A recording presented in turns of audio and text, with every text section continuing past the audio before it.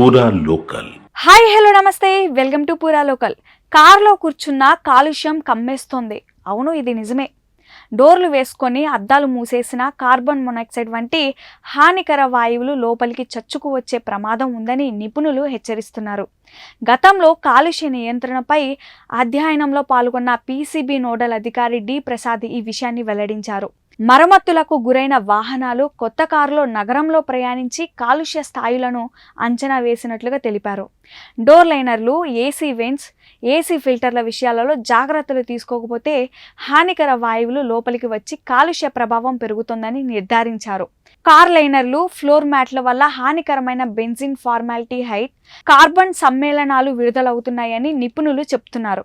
ఉష్ణోగ్రతలు పెరిగిన సమయంలో కొత్త కారులో ఘాటు వాసన రావడం VOC ఉద్గారానికి సంకేతాలని చెబుతున్నారు. వీటి వల్ల శ్వాస సంబంధ సమస్యలు, తలనొప్పి, కొన్ని సమస్యల్లో తీవ్ర అనారోగ్య సమస్యలు వస్తాయని హెచ్చరిస్తున్నారు.